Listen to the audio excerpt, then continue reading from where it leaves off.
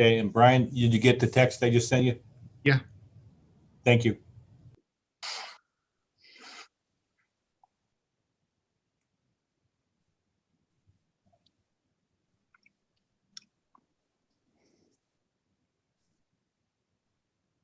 Okay, and Brian? Okay, we are up for the live stream. Let me just get it posted on the website here.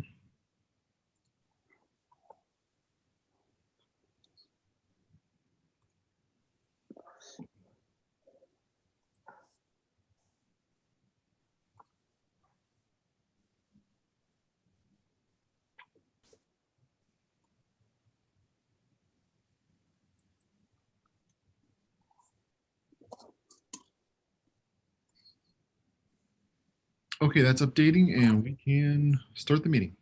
Okay, we'll call the meeting to order at 6 p.m. Tiffany, would you call the roll, please? She's on mute. I am. I need just a second, please. Okay.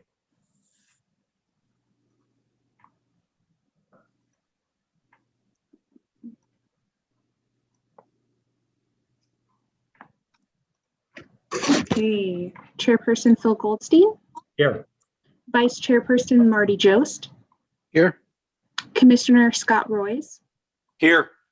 Commissioner Lisa Bard, Here. Commissioner Eric Westland, Here. alternate Christina Bickley. Here. Thank you. Commissioners, staff, any amendments to the agenda? No? No, Chairperson. Okay, thank you. We have all the regular commissioners here, so our alternate will not vote this evening. Public comment. This is an opportunity for anybody who wishes to speak on an item that is not on the agenda. Repeat, not on the agenda. Do we have anybody signed up? Tiffany, Brian, who's keeping track of who signed up to speak when?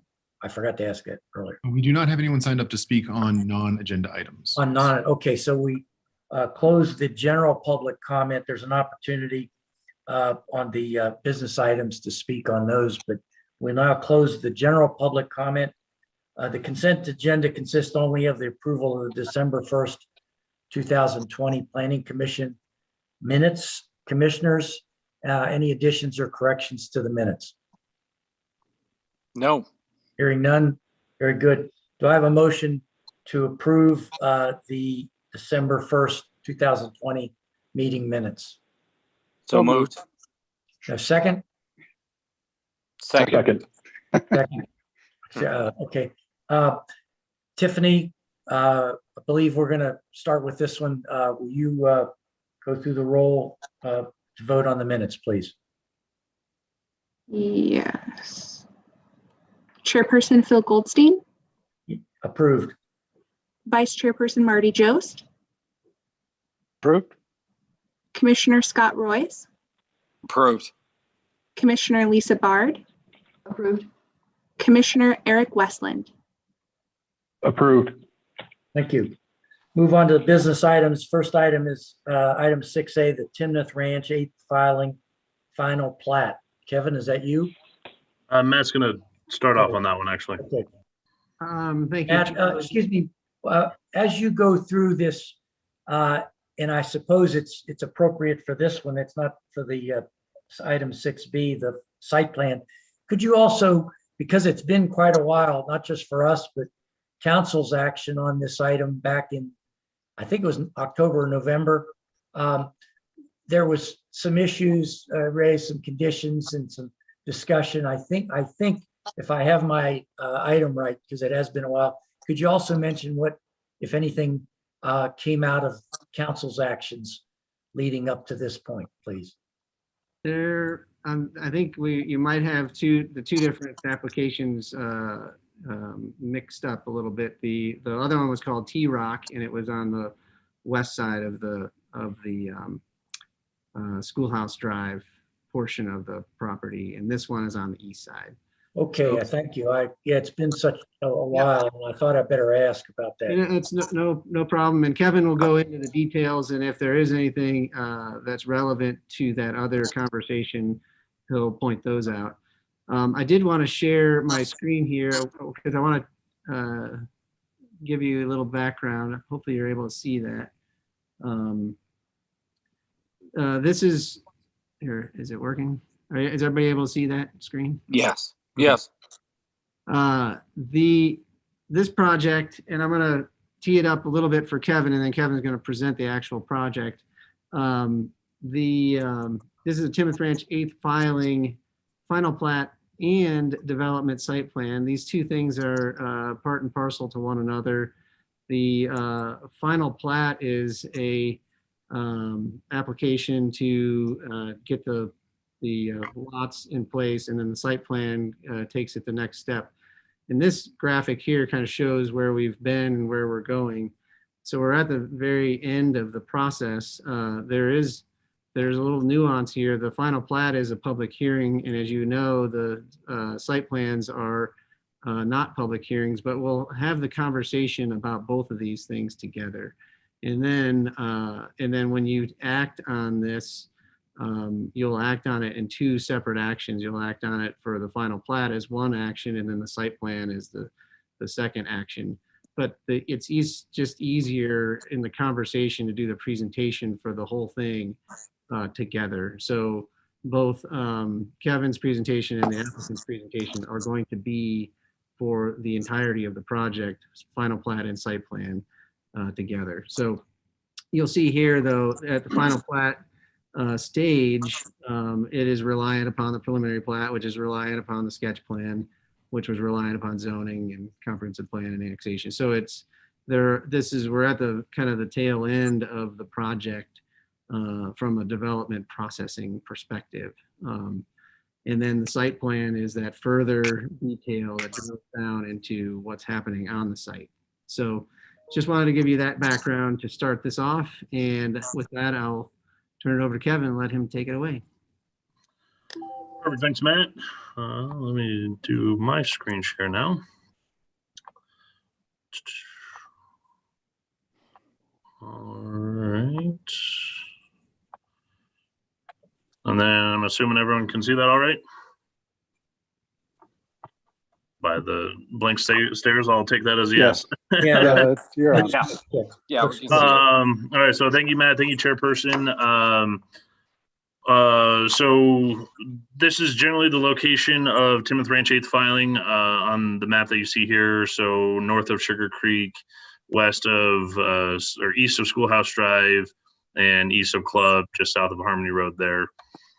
This is the zoning of the property R4, which has been in place for roughly, I think, 13, 14 years from the initial annexation of this property.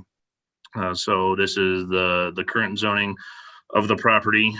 So the first action that I'm talking about is the Timnath Ranch 8th filing final plat.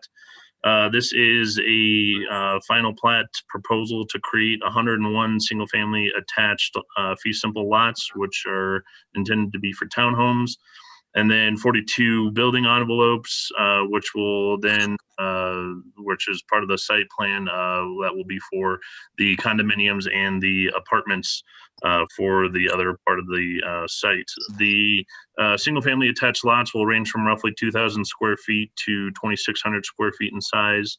And then the building envelopes are approximately 11,000 square feet for the condominiums, and then approximately 12,600 square feet for the apartment buildings. These lot sizes and dimensional standards are consistent with the R4 zoning requirements. And then the overall density in this area for the 477 units is roughly 13.25 dwelling units per acre, which is in conformance with the amended sketch plan, and then also the zoning for R4. This final plat is also in conformance with the approved preliminary plat, and then within this filing, they are providing roughly 12.3 acres or 33% of the site for open space, which meets and exceeds the 20% minimum for the land use code.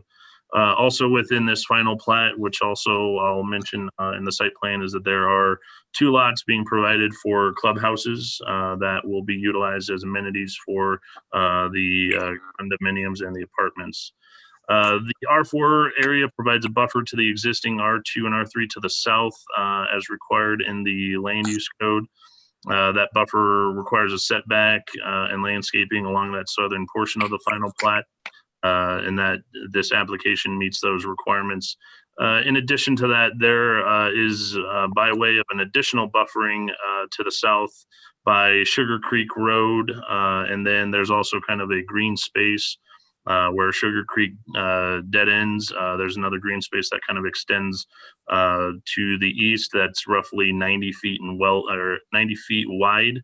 That also kind of acts as an additional buffering. That's that 90 feet is part of the 6th filing to the south. So it's not necessarily part of this 8th filing, but it is kind of an additional buffering that is there. The overall subdivision parking requirement for the townhomes, condominiums, and apartments is 856 spaces based off of the number of units and bedroom counts.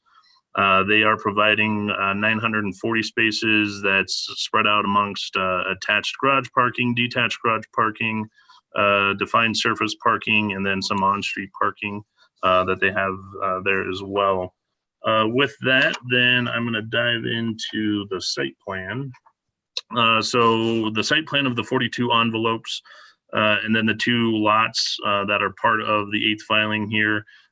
Those are, like I mentioned, intended to become condominiums and apartments. So the breakout of that is there's roughly 12 8-unit 2-story condominiums, 10 16-unit 2-story apartment buildings, and then 5 24-unit 3-story apartment buildings. And then within that, they are also providing those 2 clubhouse lots that I had mentioned that they have for one of them will have a pool attached with it, and then another one is just a standard club or a standard clubhouse. The applicant could probably dive into a little bit more onto that when it comes time to their presentation. So along with that, even within the building envelopes, we have the 20% minimum landscape requirement that they have to meet. They are meeting that with 36% of the building envelope areas as landscaping and part of open space with the clubhouse areas as well. With that, another part of the site plan, as I'll kind of show through here, these are the the condominiums, the 8-plex condominiums. I'm sure the applicant will kind of dive through those, through these a little bit more in depth. This is the 2-story apartment building elevations.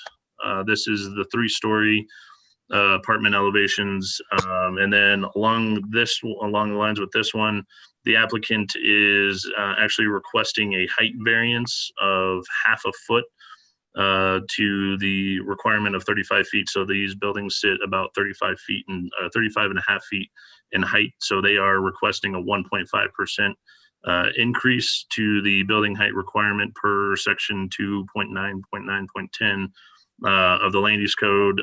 Town council may approve up to a 15% exception, and the applicant is requesting a 1.5% or half a foot increase. With that, staff has reviewed both the final plat and the site plan against the land use code and find that it is in conformance with the requirements, the review criteria of the land use code. The other things to note is the owner is John Turner, Timnath Ranch LLC. I believe he is on tonight as well. The applicant is TB Group, represented tonight by Jim Birdsall. They will have a presentation of their own. With that, I think Matt has one last thing to add on to it. So, planning commissioners, we did receive some public comments the last couple of days, so you should seen those a little bit earlier today. The packet that was published last week referenced public comments. Those public comments were received over the past several weeks. We are distributing those to you now, so you should have those for the record. But all those comments that we've received, you'll have as part of the record. And if there are public folks that are in the audience that wish to participate, they can get on in the public comment portion of this meeting so they can voice their concerns as well. So, but you should now have everything from the public that was sent in early prior to the meeting. So, and the intent of those comments is really, it's kind of taking the place of folks actually showing up to the meeting. So it's kind of, the timing of those comments is appropriate to get them at the meeting because that is when they are effectively due. So that's what we're doing. So you'll have those here. You should have everything from the public comment side already, so you can peruse those as well. Matt, excuse me, thanks, Matt. We'll follow our usual, our usual protocol. We'll have Jim come on here. Anybody else from the development team that Jim wants to bring on, certainly welcome as well. And then we will open it to public comment. If there is anybody that wishes to speak that is going to be on with us tonight. And then we'll close the public comment and we'll bring it up to the commissioners and back to the staff with Jim, who knows the routine. If there's any comments that people make, take your usual good notes and we'll ask you to see if we can address whatever we can address with staff chiming in as necessary as well. So Jim, it's all yours. Chairperson, pardon me, Jim, before you start, I do want to note that we have shared the public comments that we've received with the applicant as well. So much of their presentation and their discussion will actually go to many of the comments that have been raised already. So hopefully there's already going to be a connection there being made. Secondarily, I believe you have a couple other folks, Jim, with you tonight. Their cameras are not on at the moment and they're muted. If you want to bring them up, just let us know and we'll allow them to be on. Okay. Thanks. Matt, does Jim and the team, do they have the comments that came to us late today as well? They have all those? I believe they have everything. Kevin, can you confirm? I will double check, but yeah. Okay, good. That's helpful. Thanks. That's a good idea. Jim? Okay, great. Well, thank you very much, planning commissioners, staff, and members of the public that are in attendance. Thanks for the opportunity to present the Timnath Ranch 8th filing. I will apologize for John. He had a death in his family today, so he will not be with us. And his son is driving him, I think, to the airport. So Warren won't be with us either. So I apologize for that. But appreciate the opportunity to have the meeting. With me here in John's conference room is Jason Sherrill with Landmark Homes and Jason Clays with HDS, who is our project civil engineer. And Matt, as you mentioned, if you guys have questions for them or want to understand more about the product, et cetera, then the Jasons are here to help out. So. Kevin, can you bring up our slides? I was not intending on it, Jim, but I can try and do it real quick. All right, Jim. I thought he heard us talking earlier. Yeah, too many moving pieces, right? Yep.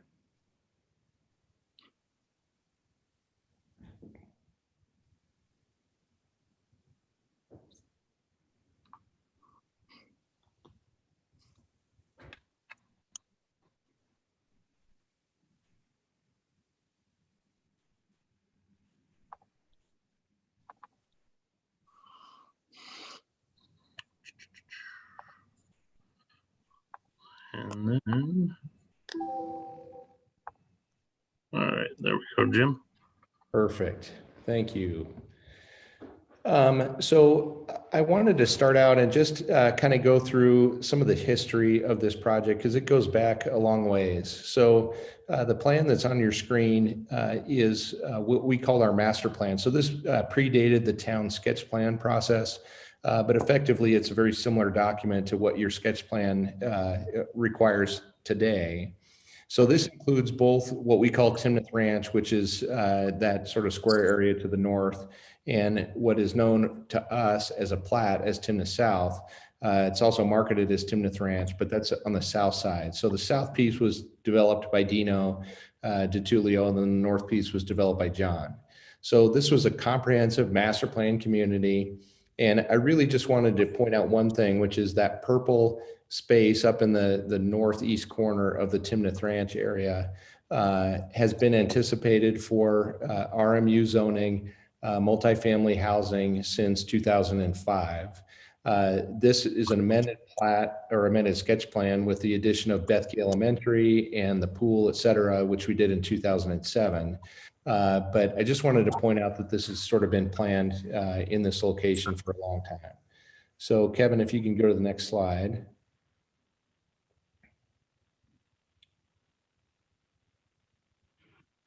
So this is our 2012 update to the sketch plan or master plan. It was done with the addition of what we call fifth filing, which is employment mixed use commercial that's planned in the northeast corner on the north side of that RMU area. And then you can clearly show south of that, we had planned apartments there. So it was planned for 636 apartment units based on our 2012 master plan. Again, just sort of demonstrating that we've always intended to do multifamily here. So next slide, Kevin. So perfect. So this is an updated sketch plan that we got approved in the spring of 2020. I think it was actually in February, if I have my dates right. So again, you can see that we're planning on multifamily here. This is reflecting our approved preliminary plat. And the final plat that we're bringing forward to you tonight is virtually identical to the preliminary plat. We obviously had to address engineering concerns, grading, drainage, that sort of thing. But the land use, the type of buildings, the location of the buildings, where the landscape is, et cetera, in this final plat that we're presenting to you tonight is virtually identical to what we presented and got approved in early 2020. Next slide, please. Perfect. So this is a zoomed in colored plan kind of showing the land use. You can see there's a legend to the lower right that kind of shows what these different buildings are. One thing that I definitely want to point out is that we've tried to be very sensitive about where we put the 3-story buildings. So if you see that sort of darker gray color, and let me see, there's 1, 2, 3, 4, 5 3-story buildings. And they're internal to the site. They're separate from the existing residential and from a lot of this planned residential. So we've tried to be very thoughtful where we're putting those 3-story buildings.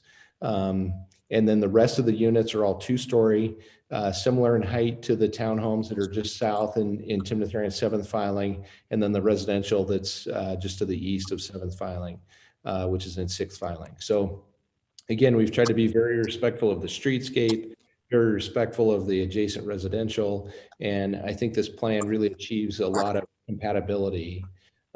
Kevin mentioned in his presentation that there's some significant landscape buffering around the perimeter of this project, and I think this plan really highlights that. If you look at, especially on the south side where we're adjacent to existing residential, we've got very substantial setbacks, substantial landscape. And then as Kevin mentioned, as you go to the east side of our site, within what is known as 6th filing, there's an additional landscape buffer between those lots and our residential. So again, thoughtful design. You can see as the driveways pull into the site, you're not pulling into a garage or pulling into an alley, you're pulling into landscaping, the fronts of buildings. So the architecture and the site layout is really thoughtfully done so that your view corridors are of fronts of buildings and open space, not alleyways and garages.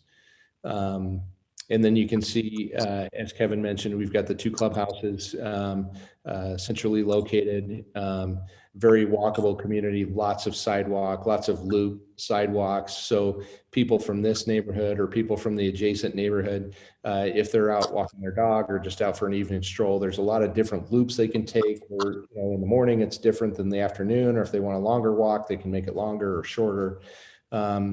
Lots of open space, lots of landscaping, lots of varied architecture. You can see we have multiple different building types, multiple different product types. Each of the building types have different styles, materials, but all very compatible. And so it's a plan that we're really proud of.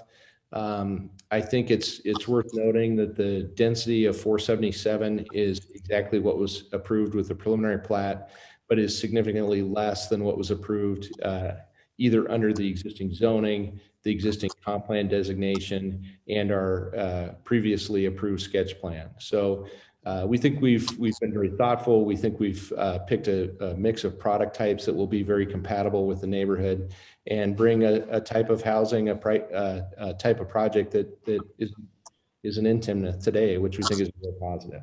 So next slide.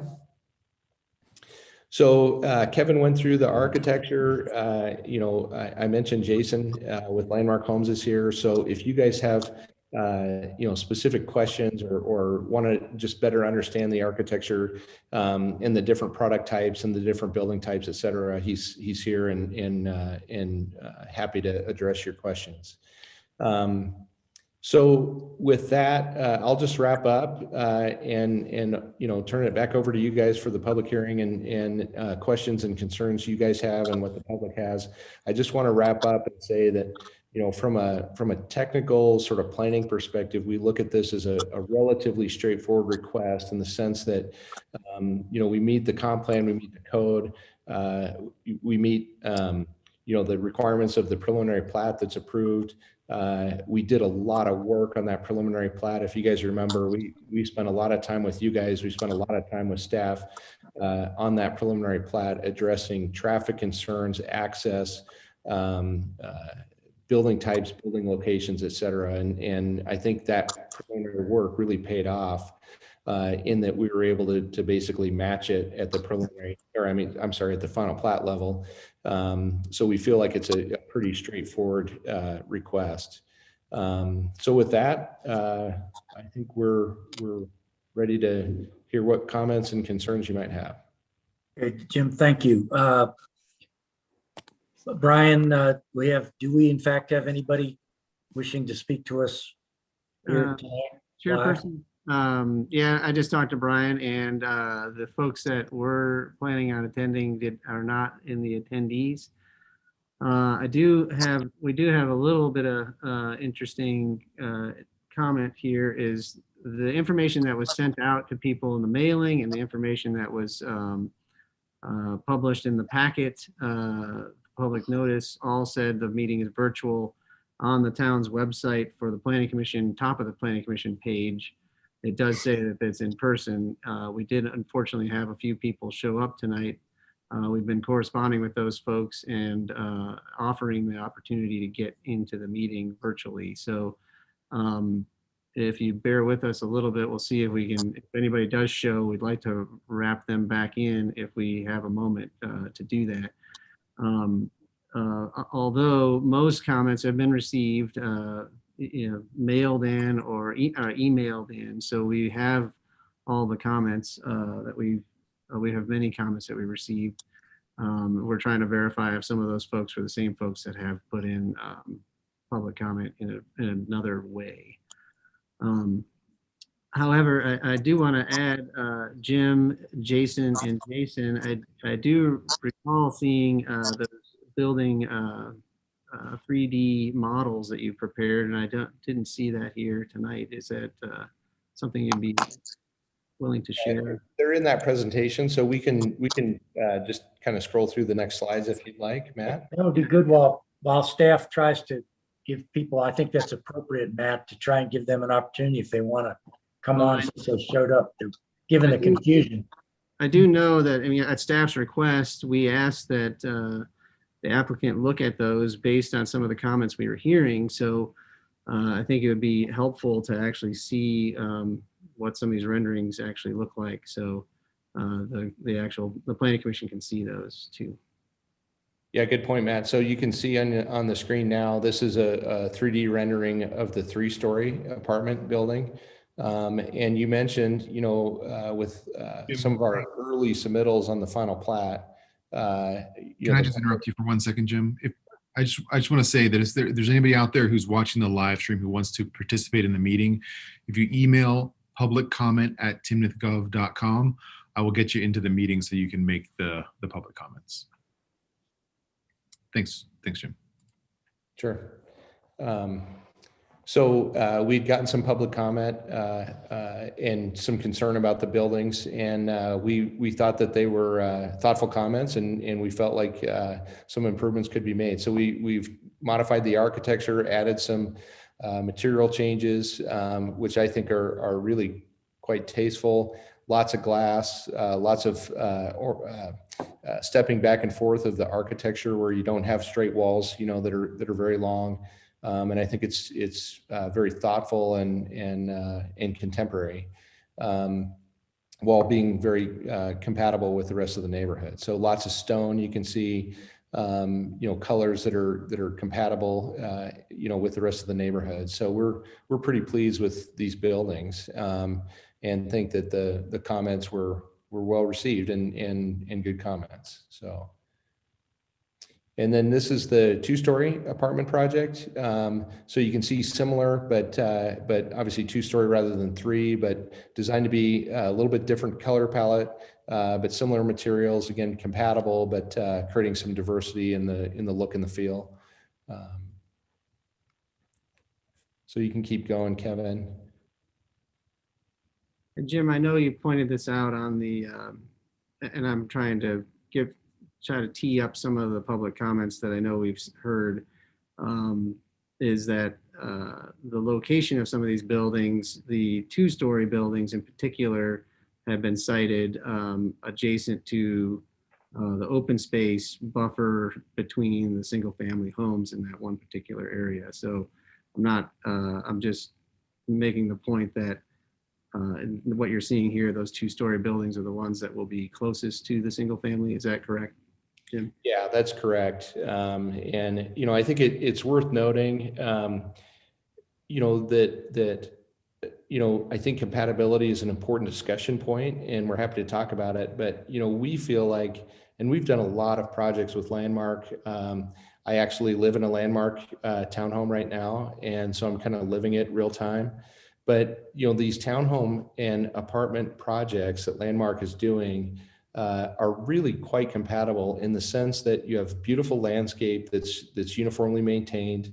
You don't have exterior play equipment, exterior dog yards, dog runs, backyards with trampolines, et cetera. So the buildings are of larger mass, but they have a larger setback, but they have beautiful landscape. And again, from a neighbor to neighbor perspective, the product is really a nice neighbor in the sense that it's very quiet. And, I mentioned that, and we can go back to the plan, but the parking is internal, the driveways are internal, the garages are internal. So the impact to the public or the impact to the adjacent neighborhood is really minimized through thoughtful design, thoughtful site design, thoughtful architecture. And so, you look at those buildings and the setbacks and the landscaping, and we think that we've created a nice compatible edge to the existing neighborhood. Thanks, Jim. We have any more slides? Yeah, there were a couple. So if you could kind of, blaze through those, Kevin, and get down there. So now you can see these are the townhome products. Again, inviting front doors, the driveway, alley, and garage is behind. So this would be the public view, is, courtyards, landscape, front doors, rather than the auto-oriented stuff. So it's all tucked behind and very thoughtfully done. So, Matt, where are we with anybody that might be coming in here late?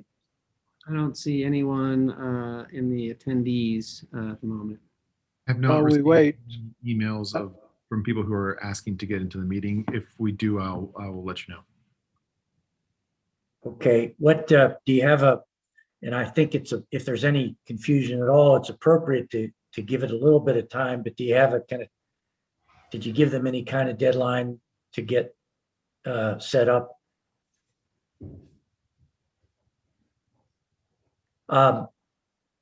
It has been rather sporadic communication, Chairperson, so Okay, fair but enough. trying to be as So- flexible as All right, possible. well, we'll give it a little more sporadic time here. I have a suggestion. While we, just to give us some more time, is there any of the public comment that we received beforehand that Jim or somebody would want to address? Jim or staff? That would probably be all right. We would normally want to hear everybody, but staff, if you're okay with that, Marty's making a good suggestion. Yeah, we can hit some of the highlights. I know there are themed questions that we heard over and over from many of the residents that did write in. So we can answer some of those, and hopefully that might put some of the concerns from the residents. We'll at least be able to address those. So Kevin, you'll have to help me, but I'll start with the one about noticing. I know folks, residents had concerns about adequate public notice, and maybe what I'll do is I'll tee you up, Kevin, and you answer the question how we've addressed that concern. Yeah, so in regards to, because some of that was with the preliminary plat, town code and requirements of that, when we get an application in, we get the surrounding property interest report within 7 days of that application for that basically creates the mailing list. So we utilize that when we go to public hearings, that list that was created. So anybody that may have moved in, towards the end of the project would not have been on that list originally. If the original list was all home builders, which it essentially was at that time, that's who would have gotten the list because they were technically the property owner at the time was the home builder. So that is in regards to the preliminary plat. From that and some other stuff internally, we have actually gotten a couple of new planning staff on. So we've actually decided to change kind of our notice requirements from that standpoint. So like with this final plat, we as staff put together that mailing list the day it went out for mailing. So back on January 22nd. Was when that mailing list was created. So everyone within 500 feet within the last week and a half would have been notified, of the meeting for the final plat tonight. So that's what the noticing requirements are and what they are going to be going forward. Thanks, Kevin. Again, for those people that are interested in watching that want to participate, you can email public comment at timnathgov.com, and Brian will get you set up to participate. I think we do have an individual there. I'll tee up another question for Kevin, and then we'll see if we get a couple more people, and then we can deal with that. Kevin, what about the comprehensive plan and how this relates to the comp plan? So the original master plan that Jim had shown and mentioned was done and approved off of a previous comprehensive plan that guided the zoning and the entire actual master plan for this property. So from that, it's gone through, there was a change back in 2013 and then a change, or obviously a comp plan amendment or update back here in 2020. So with the property being master planned back in 2007 under a previous comprehensive plan, that was the comp plan that it was meeting at the time. The preliminary plat was also approved under a previous comprehensive plan, not the current one that is out there today that's only about a year's old. So this final plat doesn't necessarily meet the goals of those comprehensive plans, just because it's an entirely different plan, as the comp plan is a guiding document for future development that we have in town, not existing plats or master plans that have been approved in the past. So that is kind of the nuance with this, is that even though Timnath Ranch has been here for a while, the initial setup was under previous comprehensive plan, and some of the things that are listed in our current comprehensive plan may not necessarily coincide with those previous plans to where it would necessarily be in conformance. But one of our our final plat approval requirements is that it's not in conformance with the existing comprehensive plan. So that is a little bit of a difference there. So it's just been kind of a 13, 14 year kind of timeline for what this property has been reviewed under. You may want to also add, so the zoning with the property zoned R4 when it was first annexed, and that zoning allowed for multifamily, and multifamily in the form of townhomes, condos, and apartments are all permitted uses as well. So that zoning is carried forward from that early stage till now, and set the parameters around what could be done on the site. So that was another piece. So the comp plan, in a general sense, it's used as a guiding document, as Kevin said, for future annexations, future zonings, those kind of things. It's used in a general sense to kind of help shape and craft, form the town.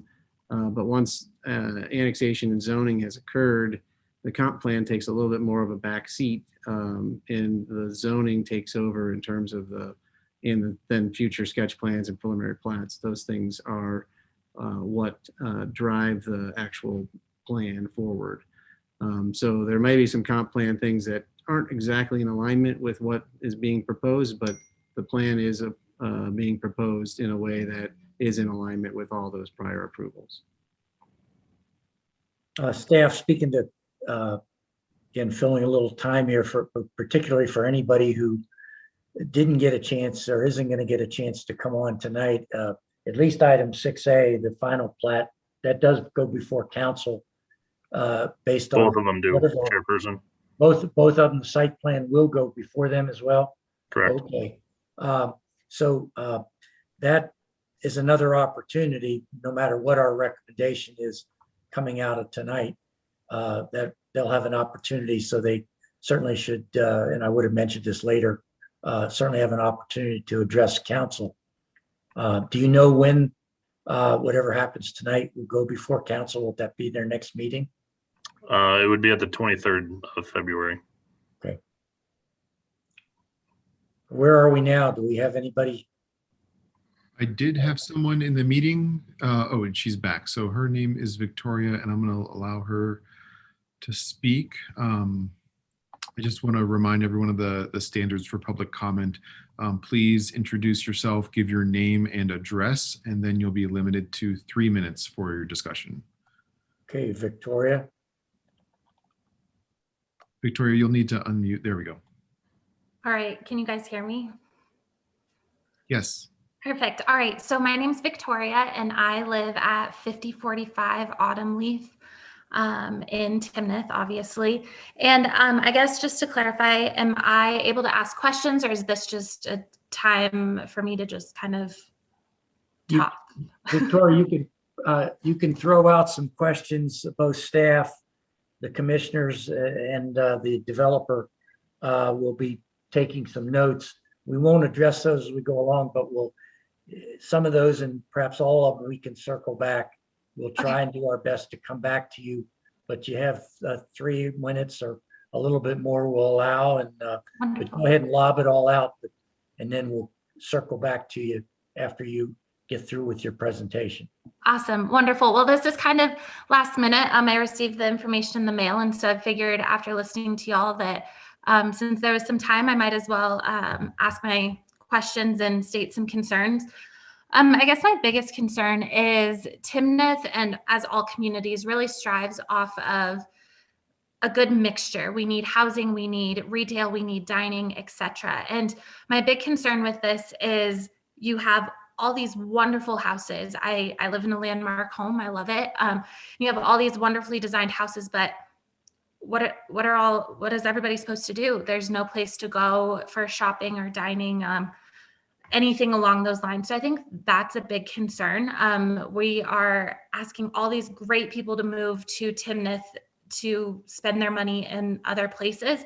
Yes, obviously we have Costco, Walmart, etc. in Timnath. We have Timnath Brewery, which is always packed, which shows that there is a need for that in the community. And so I guess that would be my question, is what are we doing to overcompensate or to overcome that objection? With the quantity of people that we're talking about in that multifamily, I mean, we're talking about thousands of people in this space, which is great, but we need things to do, as everybody does. I guess my next thing would be the road infrastructure. To me, Harmony, specifically outside of Timnath Ranch, is not built or equipped to handle that many people. I mean, as of right now, the like I-25 Harmony corridor right there is always jam-packed full of cars. And essentially with this housing development right here, if you're turning left or right, that's pretty much your two options to get out of it. And that, to me, causes some concern. Also, the roundabouts and the road throughout here is not great. I mean, I see vehicles that can't stay in their lanes through there, which is a concern with adding more houses. So I'd be really interested in seeing kind of what that looks like as we add more people driving through there. It already gets pretty hairy. My next thing would be Timnath Trails at Riverbend has not been leasing well. They're 88% occupied. And if we are adding more apartments to Timnath, that seems not the greatest idea.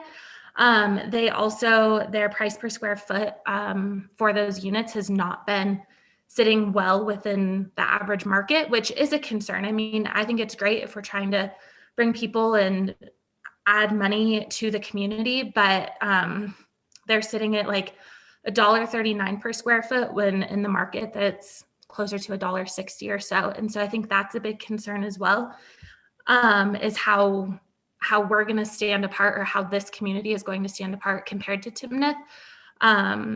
The Timnath Trails at Riverbend apartments, they are beautiful apartments. And if they're struggling, I think that's just something on the design aspect of how we're going to stand apart from that. My next concern is the quantity of parking spots. It was mentioned in the presentation a few minutes ago that there would be parking, attached parking, detached parking, street parking, and surface lot parking. You can't force a renter to rent an apartment. So if you have all these apartments that nobody wants to occupy, what are we going to do with all those vehicles on the street that are already tough to navigate? Street parking is definitely a big concern because, as I've said, the streets are already difficult. They're already tight throughout the community, and I don't think that's realistic. Next question would be, is who would be managing the multifamily community? I think that plays a huge part in someone's comfortability with having renters in a neighborhood. Vintage Corporation is who manages Landmark, or manages a lot of things that Landmark is doing. And based on personal experiences, as well as their 162 reviews on Google, people don't seem very happy with them, which would cause a concern for me as well. If things aren't being managed properly, how are things going to be controlled when you have thousands of people in such a small area? So I guess those are my primary concerns and questions, and appreciate y'all taking the few minutes to listen to me. Staff, you covered a lot of ground, Victoria. I can talk fast. That's all right. That's all right.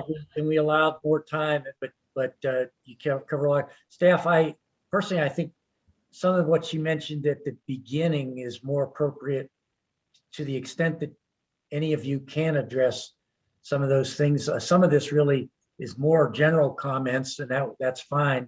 So So if you want, let's tackle that. And then there are a couple things at the end, specifically related to landmark and renters parking and such, that I think Jim will lob that back to you and give you a chance, and you can speak on anything else. But staff, which one of you wants to take a crack first? Well, I'd probably start, but real quick, I think we've got one more public comment that came in. Oh, okay, good. I appreciate you letting me know. Okay, let's hear that out as well, and hopefully somebody besides us is taking notes here on Victoria's comments.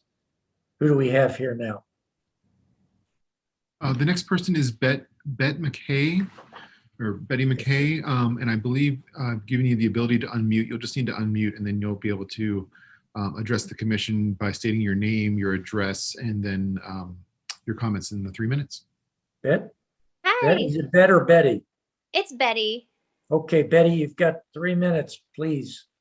All right. So Betty McKay, 7047 Veranda Court. And so one thing that I wanted to ask about was the buffering. I think you started to touch on some of that a minute ago. I wanted to ask since we're the northernmost cul-de-sac right next to, where everything's going to be built, I wanted to know along that side, was that condos or, because I just wanted to make sure I'm clear on what's happening. Was that condos or was that apartments, and how many stories was that? Was that your only question or comment, Betty? I think Victoria actually nailed a lot of what my concerns were as well, to be honest. I do think I was also concerned about the communication aspect. I know that I know I'm newer to the community, but I know I have a lot of neighbors that are not, and they also weren't connected with about any of the things that were up and coming. And I think that was something that I had a big, deep concern about, is the communication and allowing us to have that voice. I think that was a big thing I wanted to speak about. And then I think Victoria nailed the most of it. The only other thing I think I wanted to speak about was the contact that we didn't get, in addition to whether that was condos or that's going to be 2-story apartments right on the back side of our cul-de-sac. But those were my big pieces. Okay, I'm not sure you heard as we introduced Victoria, but is there anybody else, Kevin? And we're gonna circle back, try and answer some of these things between staff and the applicant. Anybody else, Brian? I don't have anyone else, Commissioner. Okay. All right. So back to my original question, is that okay? Could staff, I think you can address the general questions. Yep. And I will tell you both Victoria and Betty that our staff is excellent at direct communications. And I think they'll be the first to say if there's anything that they can't address tonight, they'll get in touch with you or vice versa. And they'll have a direct contact and can speak further on some of these things. But let's give a go to addressing as many of these concerns as we can, please. Yeah. So just the quick part of Betty's first one. So what will be built on the north side of your cul-de-sac there is going to be 2-story apartments. That's what Jim had mentioned, is that they'll be 2-story, not 3-story. So similar size and height to what would be townhomes from that standpoint. So that one I'm putting out there kind of quick and first. Excuse me, Kevin. I'm sorry to interrupt, and I should have noted, forgetting my rules of order here. So we are closing public comment at this point. So we unfortunately we can't have any back and forth on some of these things. But that's as much as anything why I mentioned staff can get in touch with you if the answers we provide are not sufficient. But so go ahead, Kevin. I'm sorry to interrupt there, but no, thank you for that, Chairperson. So back up to some of Victoria's, I think, and some of these, I think Jim will actually kind of hit on a little bit more, because the first thing of, no commercial or no services other than kind of what's out there at Costco and Walmart. I'll let Jim kind of talk about that a little bit more. I'll just put it out there for now that the Timnath Ranch does have commercial zone property up along Harmony Road. I'm not going to speak on their behalf as to what they've kind of envisioned and lined up for that. So I'll let Jim touch on that a little bit more. Kevin, Kevin, I want to add something on that real quick. Yep.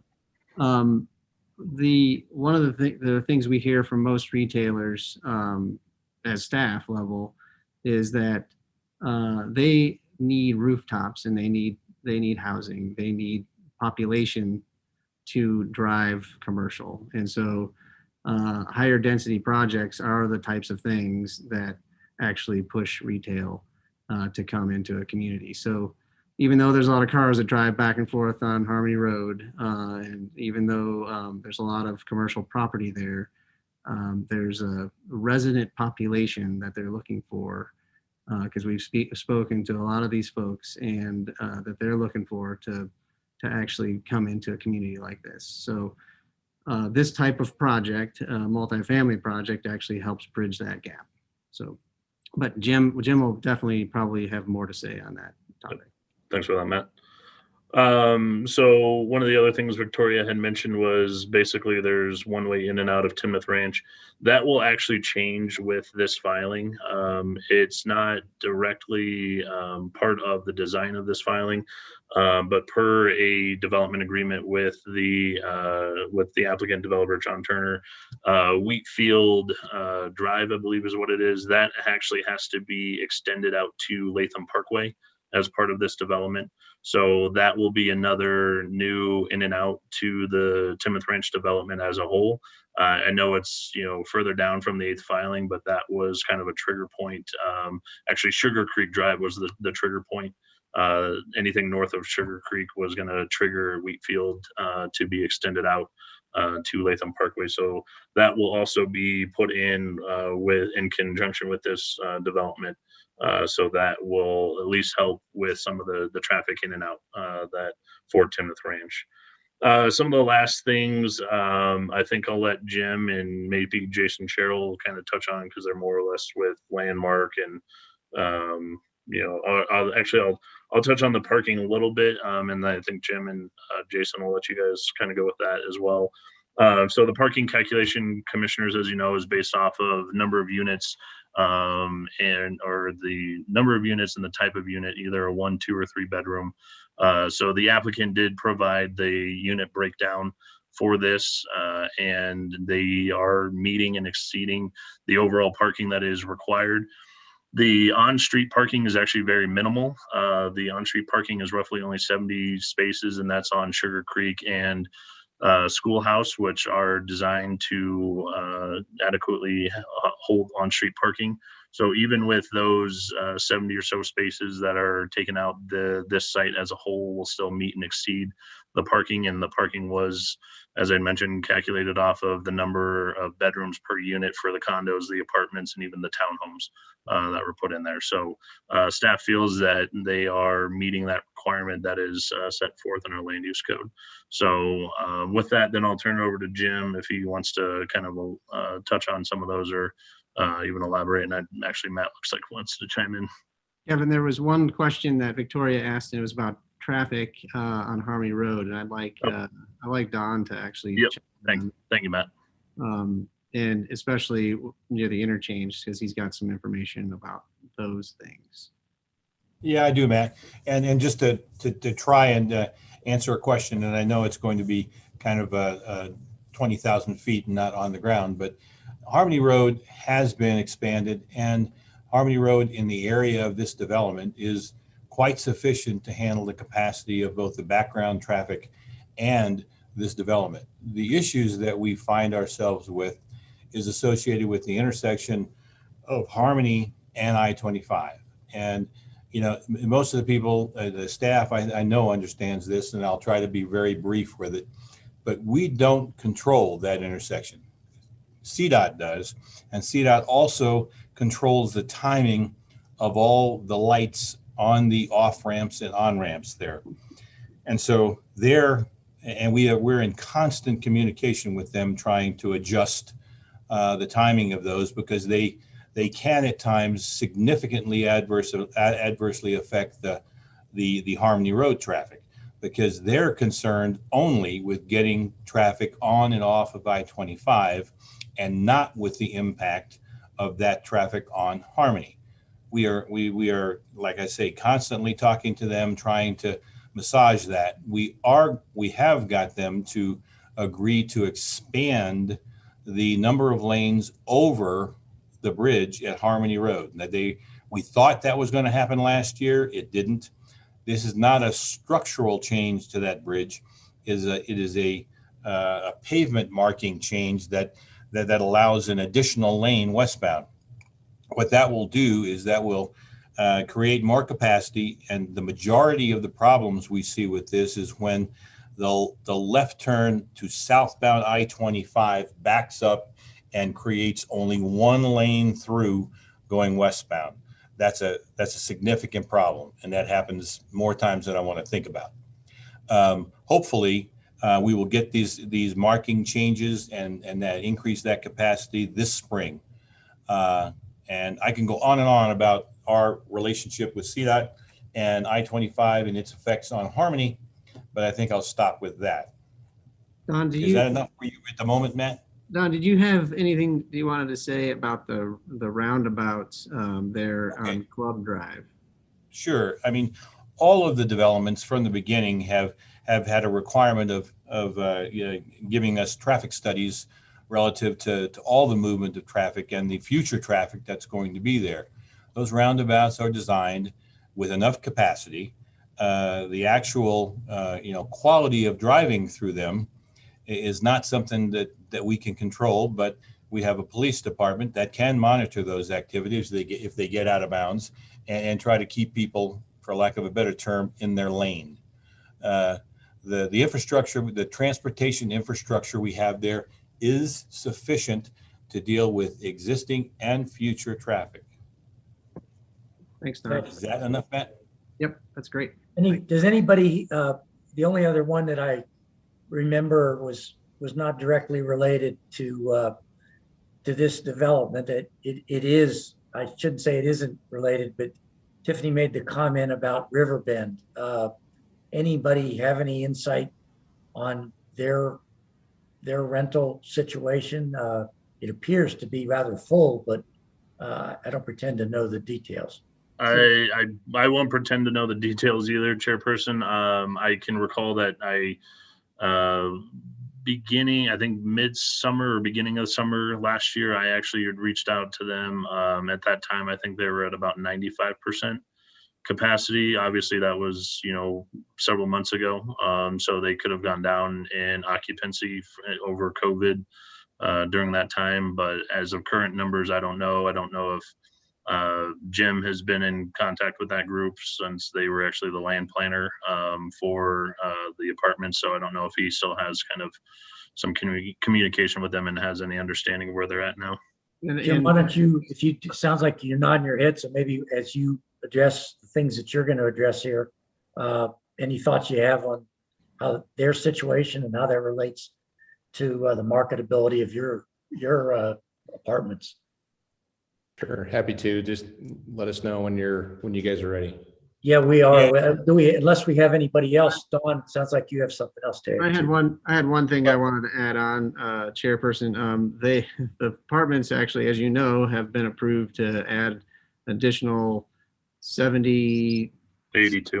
82 more units in another phase. So they're clearly in the mode of expanding their operation even still. So I believe that's an indicator right there that there is a market for that, certainly on that location. So certainly. Okay, Jim, do we have anybody else? I think we are done with closed public comment. So Jim, back to you now. Okay, great.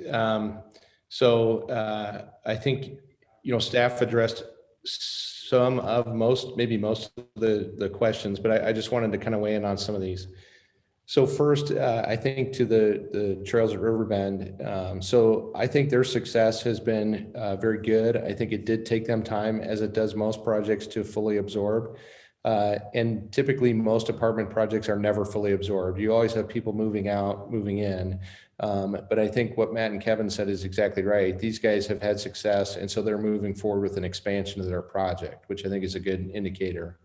I think it's worth sharing that, on a project of this size, and I know it was true when Trails at Riverbend pulled their trigger, most apartment developers do a market study. And so they hire a professional market study firm to go and look at the marketplace to see what the trends are, what other projects are coming online, what the expected demand is going to be over time, et cetera, because this is a huge investment. And so you want to have an understanding that they're going to absorb. And so no differently here. So Landmark has done a market study, specific to this project to look at existing demand, future demand, other projects that are expected to come online, demographics, future projected growth, et cetera. And they feel like this is sort of a no-brainer. So I should mention, did you guys use Greystar for the market study? Okay. So one of the questions that I believe Victoria asked was who was going to be managing this apartment complex. So Landmark is going to stay involved, but they're going to work with a company called Greystar, which is one of, if not the largest apartment management company in the world. And so they're working with Greystar both on the market study and on the long-term management. So hopefully that helps put her at ease. So kind of back to her question, the absorption, this is a big project. So I think it's worth noting that this is going to be a phased project. Just like Trails at Riverbend, they bring on a building at a time or 2 buildings at a time, and they begin to lease those up and fill them as they continue on their construction. And this project will be no different. So if a market condition changed, they can always slow down the production to reflect that. But that would be the plan, would be to build the project in a building by building, sort of phase by phase basis, and build it as the project absorbs. There was a question about parking. The code requirement requires 856 spaces. We're providing 940 spaces, so we exceed the requirements by quite a bit. I think it's also worth noting that staff did not want us to count any on-street parking as part of that requirement or part of that calculation. So we've calculated there's 70 additional spaces on street that we're not calculating in that number. So we think we're providing above and beyond, plus a nice buffer, so that there shouldn't be impacts on the rest of the neighborhood from parking from this project. I think those were the responses that I wrote down to the questions. So obviously, if I missed anything or if you guys have additional questions, let us know. Matt, it looks like you had something else you wanted to offer. I did. I just wanted, I know Kevin touched on Betty's comment about do you mind bringing up the map, Kevin, just so we can make sure she sees that clearly? I did think of another response too when Kevin's bringing that up, or Wally's bringing it up. There was a question from Victoria about, we've seen all these housing neighborhoods develop, where's the retail, where's the restaurants, where's the recreation, et cetera. And, I think it's worth sharing that, the T-Rock portion of Timnath Ranch and this project are bringing that diversity of housing, but also the density that we really think is going to light off the commercial. So the commercial that's in the northwest corner of the site on the north end of what we call T-Rock is intended to be exactly what she's asking for. So a mix of retail and restaurants, an internal commercial park area where we're hoping to do sort of an open container where you could grab a drink at one restaurant and go sit on a patio and have an appetizer from another restaurant while people are out there, throwing a Frisbee with their dog. And so we think that commercial is going to be really fantastic. And we have just recently presented that to Planning Commission and the Town Board and got our initial approval there for the amended sketch plan. And we're working forward, with preliminary plating and final plating of that phase as well. And we're really excited about it. We think with these additional rooftops and what Matt and Kevin said is the region continues to create rooftops along that Harmony corridor. Eventually we'll get to the point where the retailer and the restaurateur is ready to take a risk and build something. So, but the T-Rock commercial is really the spot for that.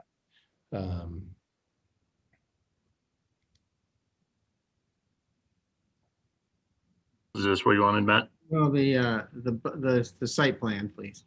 Oh, We might come back to that though. Just for Victoria's benefit, I know Kevin pointed this out, but he was just in concept, but here on this map, the veranda court is actually underneath where it says land use summary there. And those lots, those 1, 2, 3, or 4 lots that are backing up, there's a green belt there shown, and we're very, from a staff perspective, we're very conscientiously thinking about that. It's a green belt. There's a trail that will go through that space that connects to a future town park on the east side of these properties. And then those buildings were set back per the buffer standards. And then those 2 gray buildings that are shown there, the one on the, I guess, the east side of Thunderhead, that's a 2-story apartment building. And the applicant, in consultation with us, they were willing to do a 2-story there instead of a 3-story, and then they articulated the architecture. So I think they've made efforts on that edge to try to, from staff's perspective, to try to create a little bit of buffering and to bring that architecture down in scale along those few lots that back up there.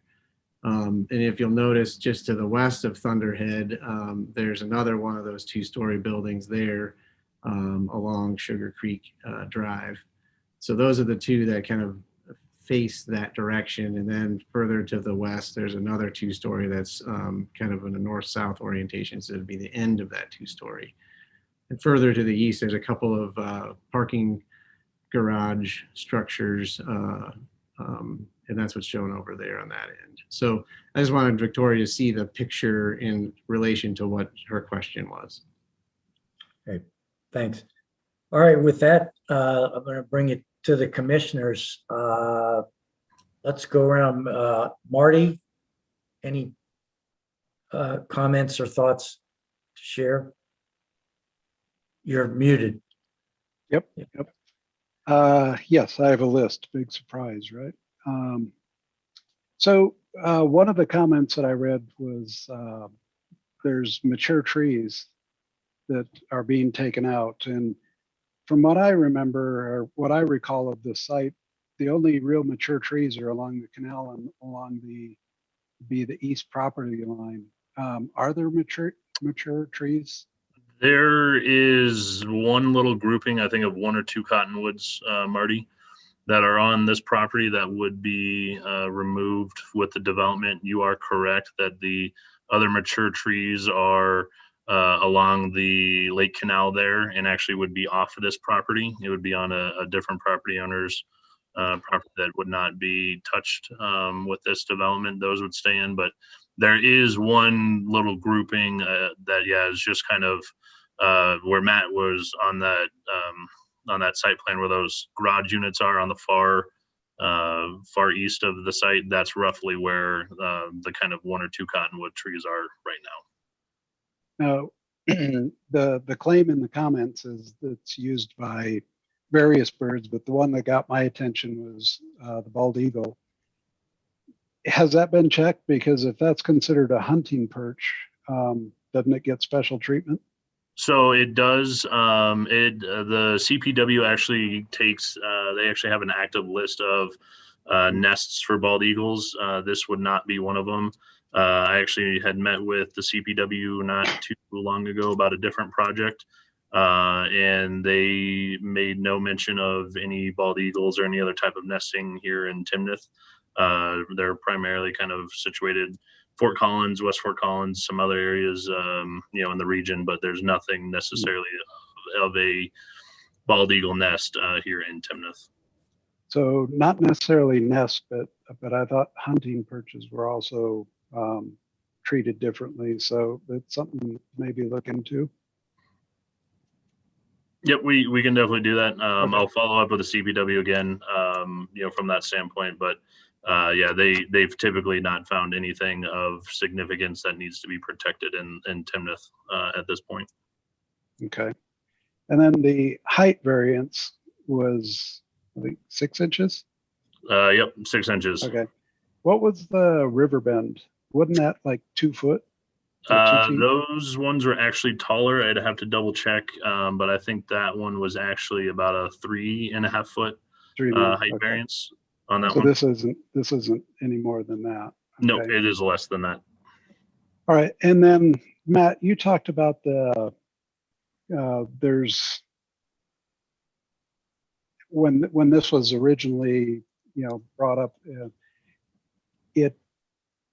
there's specific parts of the comp plan that this doesn't meet now. What were those? That's a good question, Marty. I'm glad you brought it up because I was going to actually come back to that.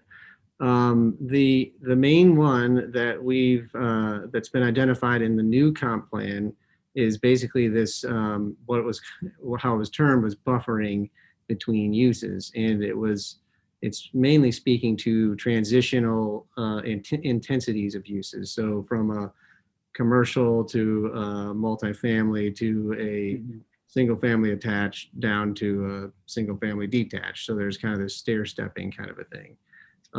That's the one discrepancy that we could really find that was that folks had pointed out in some of these comments. That's the thing that this plan, since it was approved so long ago, it actually was always had this R4 adjacent to the R2. And so to undo that it doesn't work because there's entitlements that have already been given and approved. So to go back on those entitlements for a guiding document and a comp plan perspective is not an appropriate thing to do. All right, thanks. So in looking back at the kind of the history of this, there's really not been big changes in this, except the only real change I've seen in reading back through is the density is a little bit lower now than the original plan, right? Correct. The original plan called for 636 multifamily units. This is down to 477. So the density has gone down. Okay.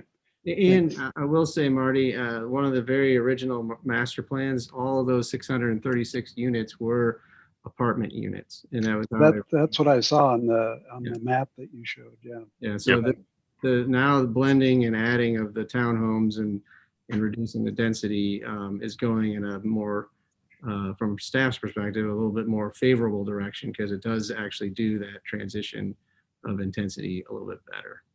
Okay. And then one last question on the street parking. I can't remember what those specific streets look like besides, but is the accommodation for the parking, is it real parking there where a car can park and the bike lane is still maintained, or is it fairly narrow where you have to kind of park over both? So Schoolhouse has the protected bike lane and then parking on the inside of that up to the curb. So that is what Schoolhouse has. As for Sugar Creek is more of your local street. So it just has up against the curb. So your standard street in any other development. That's how Sugar Creek is actually designed. So it doesn't have a protected bike lane, but it would be just like, in the rest of Timnath Ranch where folks are parked out on the street from that standpoint. But Schoolhouse does have that protected bike lane and then parking on the inside of that. And Vice Chairperson, just the other thing to think about is along Sugar Creek on the south side of it, there are the existing single-family attached townhomes there, and those are the front doors of those folks, and many of those residents park along Sugar Creek already, as that's their front door to their unit. So it would be no different as parking along the south side and flipping over and parking on the north side as well. Yep. Okay, thank you. Marty, Scott, are you still on there? You're up next if you are. Okay. Lisa, you're up next. Any questions or comments? Marty touched on most of everything I had on my list, except for I just want a clarification on the buffering concern that, is addressed or is identified in the new comp plan, but that doesn't fall under because this was all approved in the old comp plan. What is the buffering stair-step possibilities in this development? We can see where the buffering is from, the R2 into the R4, but is there, you want to maybe just review that one more time for those who are listening, that yes, it may not fall under the new comp plan's exact buffering recommendations, but there still is buffering there. Sure, I can take that.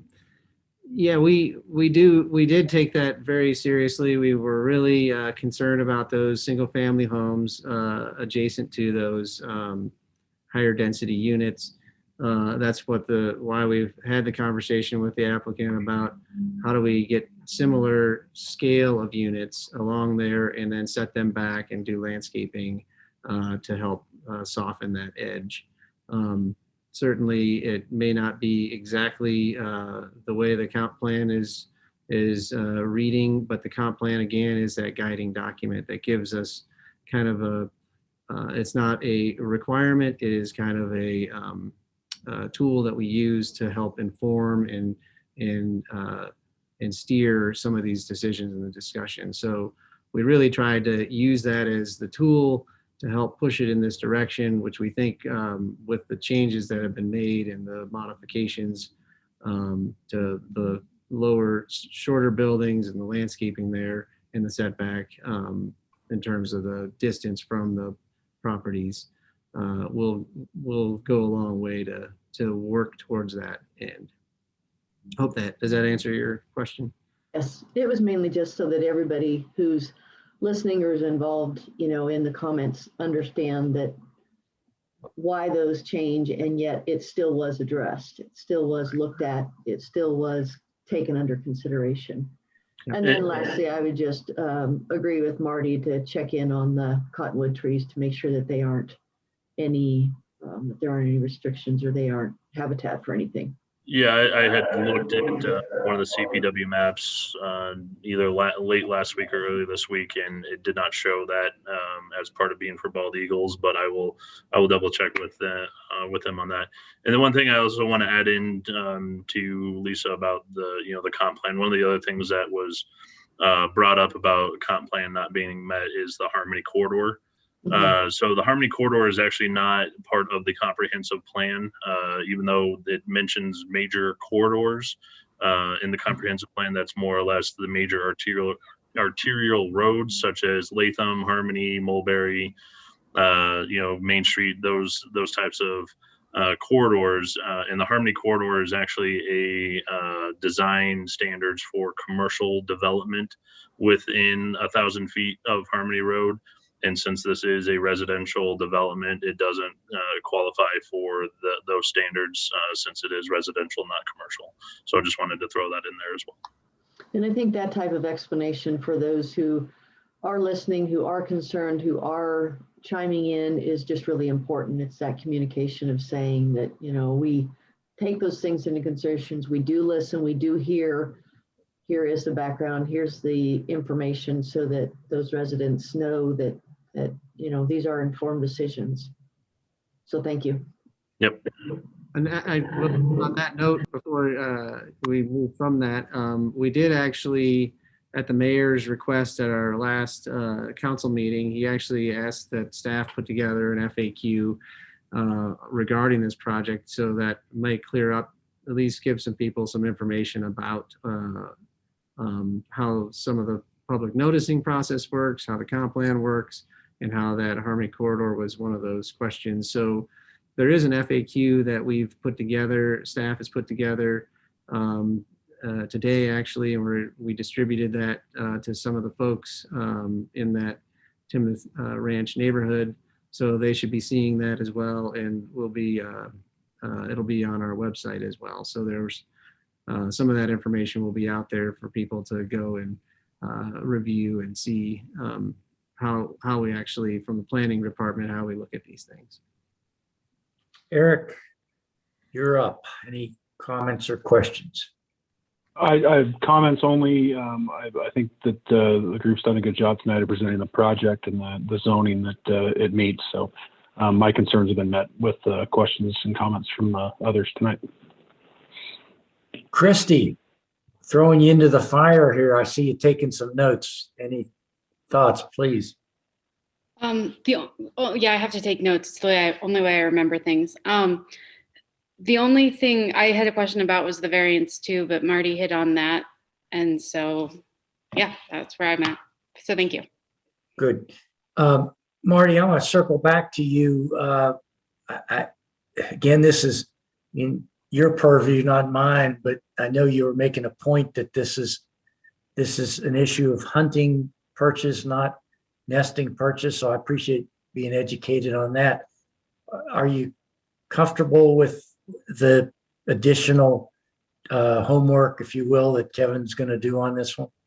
Yeah. Kevin said he would address that. So, it's just nothing to do with nesting. It was the hunting purchase. I just want to make sure we don't disturb anything there, and we don't run, we don't go counter to any regulations there. But it sounds like Kevin has that. So I think I'll follow up with the CPW again, Marty.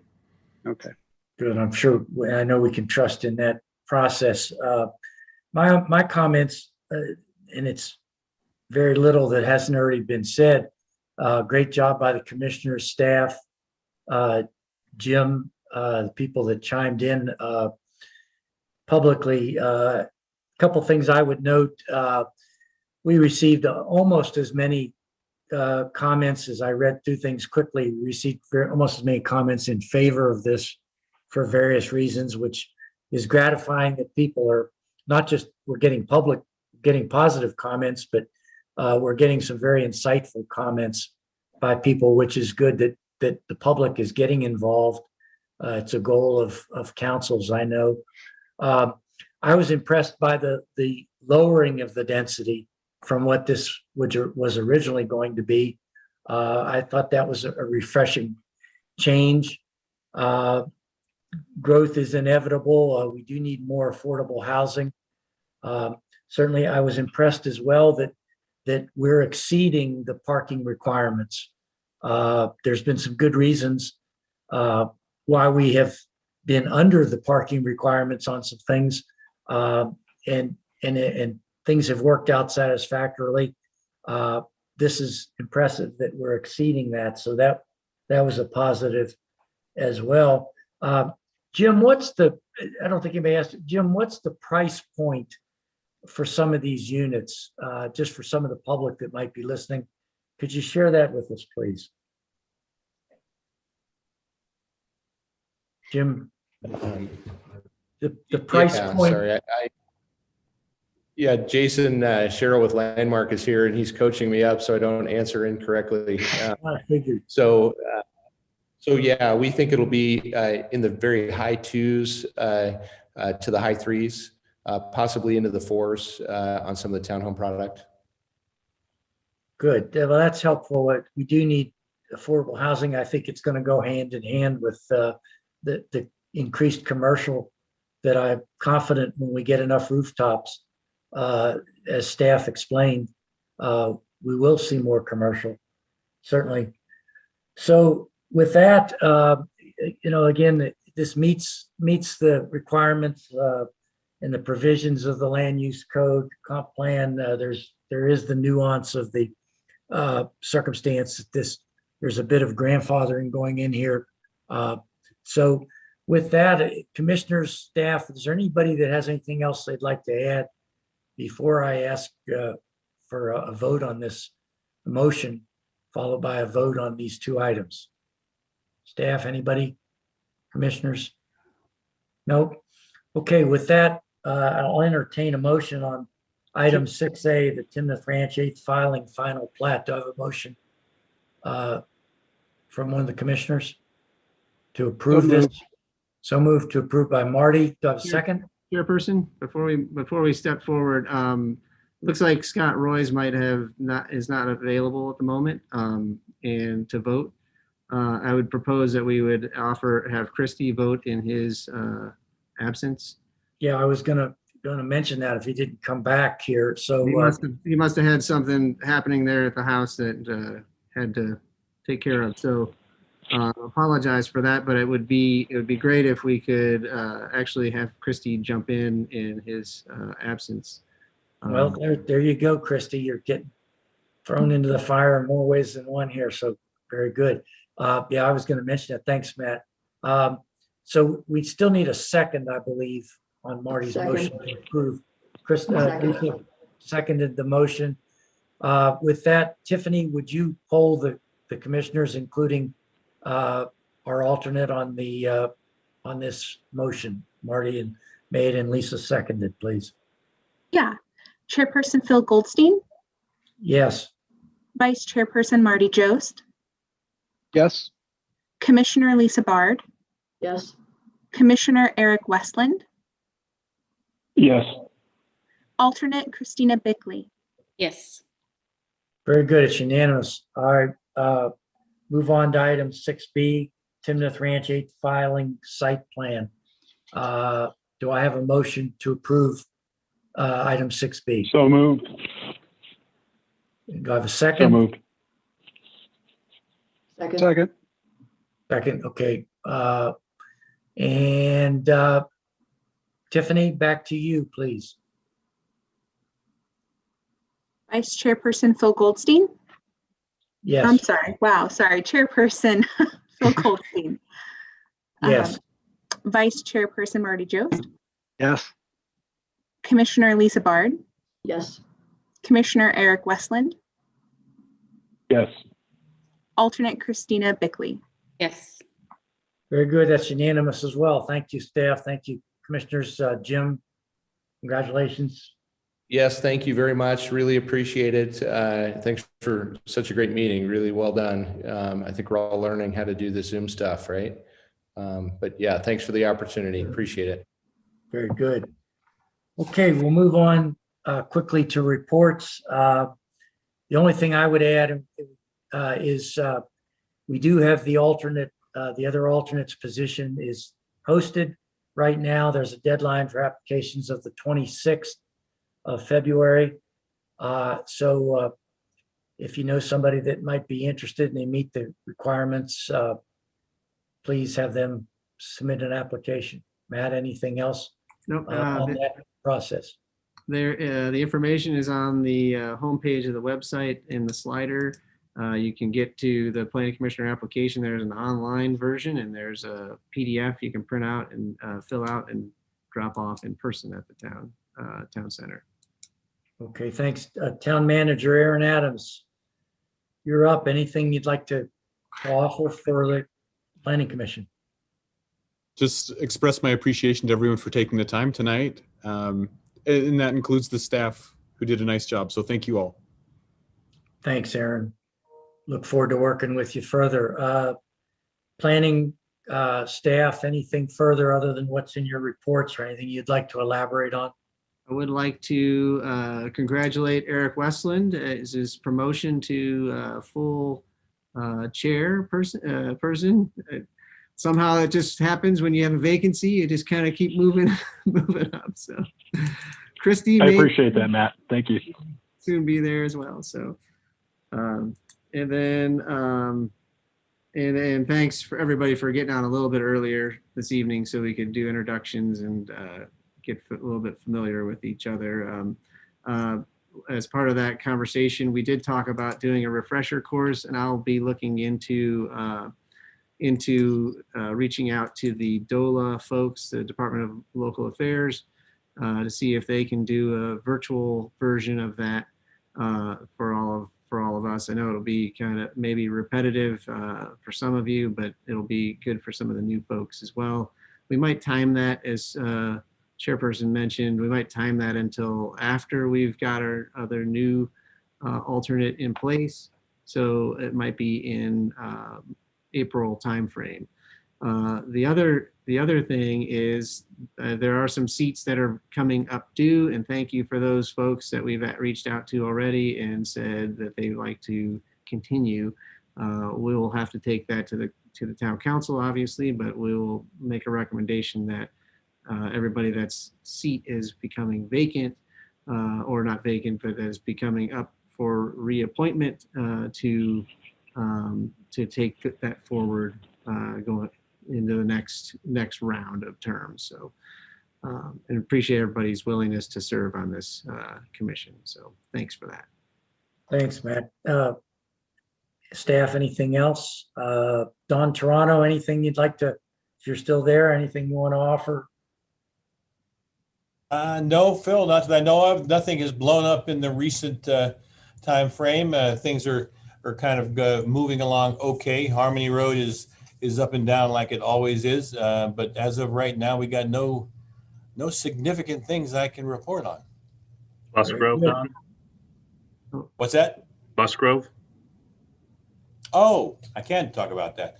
We bid the improvements on Musgrove, got 4 bids, got some very good bids, and we will be going in front of council a week from today to try to move that project into construction. Very good. What's the extent of that again? I know it's been a while. It is basically the entire project is from basically Musgrove, from Latham to the entrance to the elevated water tank, and then there's a western portion of that we will do in partnership potentially with the developer and the Fort Collins Loveland Water District. The project that's in front of the council a week from today is from Latham to the entrance to the water tank, and we've broken it into 2 phases, and the council will give us direction on whether or not they want to go through, go forward with 0, 1, or 2. Very good. Thanks. So is it, sorry, is it, I couldn't tell from the report, is it still 2 lanes with a bike lane, or what? It's 2 lanes with bike lanes, and at the intersections, it goes to 3. So Okay. we have turn lanes. All right, thank you. Good. Sure. Robert, I don't know if are you still on there? Is there anything you'd like to offer? No, I'm good. I'm going to miss all of you, but I'm happy to have the chance to be with you this evening, and nothing else to report on my end. Okay, thanks. I'm remiss in not giving you an opportunity here. Okay. Anybody else? Tiffany, anything else to offer here? Great. Okay. Well, listen, with that, nobody has anything else for the good of the order. Do I have a motion to adjourn? So moved. Second? Second. Okay. Tiffany, I guess we have to have a polling of the commissioners on that as well. Chairperson Phil Goldstein, Yes. Vice Chairperson Marty Jost. Yes. I don't know if Commissioner Scott Royce is back. Commissioner Lisa Bard, Yes. Commissioner Eric Westland, Yes. alternate Christina Bickley. Yes. Very good. We are adjourned. Thank you, everybody.